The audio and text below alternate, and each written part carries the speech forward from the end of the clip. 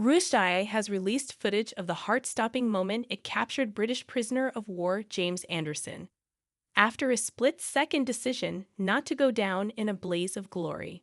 The volunteer soldier is heard saying, "I'm going to and shoot them," but held his fire and surrendered after being outgunned and surrounded by Russian Marines in Kursk. The body cam strapped to his chest recorded him threatening Putin's men seconds before he is urged to stop by a fellow Ukrainian fighter, who told him, "Stop, stop, stop, stop, stop, no more." Anderson, from Barnbury, Oxfordshire, was lucky to escape with his life as Ukraine has recorded over 100 cases of Russia murdering troops who surrender. He is seen laying down his weapon and being taken prisoner by Russian Black Sea Marines. Throughout the footage, brave Anderson sounded calm and collected at the moment of most jeopardy, as his voice doesn't even wobble. One Russian soldier is heard ordering, "Put your machine gun down, put it down." He is then told, "Get down, lie down, down, lie down." The footage allegedly captured during Russia's assault in the border region last November appears to show Anderson revealing he has 2 grenades on him before he is disarmed. A Russian voice says, "Keep him at gunpoint. Get down on your back." Anderson, who had joined Ukraine's Foreign Legion after serving in the British Army, is seen admitting some of his kit is American-made. One Russian orders, "Take his armored vest off. Hold his hand." Meanwhile, another commands, "Hold still. Give me your hands." Russia claims Anderson was captured during Ukraine's short-lived incursion into the Kursk region late last year. Anderson had also told state news agency RIA Novosti that it was wrong for Ukraine, backed by the West, to invade Russia's Kursk region, where he surrendered. "We shouldn't be here. The Russians really don't want us here," he said. A Marine commander had earlier told Russian state TV of the moment Anderson was caught.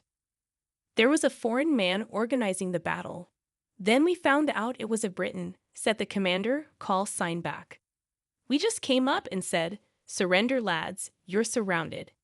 The Briton immediately threw down his foreign machine gun."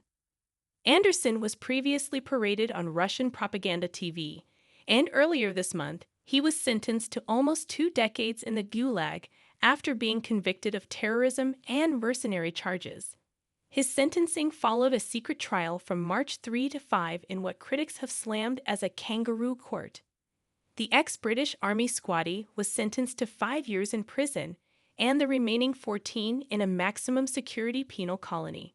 The Foreign Office blasted the verdict, saying, "We strongly condemn the sentencing of James Anderson, a British national, in a Russian court on false charges. Under international law, prisoners of war cannot be prosecuted for participating in hostilities. We demand that Russia respect these obligations, including those under the Geneva Conventions, and stop using prisoners of war for political and propaganda purposes. Under the Geneva Conventions, POWs must not be prosecuted for simply having fought on behalf of one side unless specific crimes have been committed." The International Committee of the Red Cross warned ahead of sentencing that failure to give POWs a fair trial is a grave breach of international law.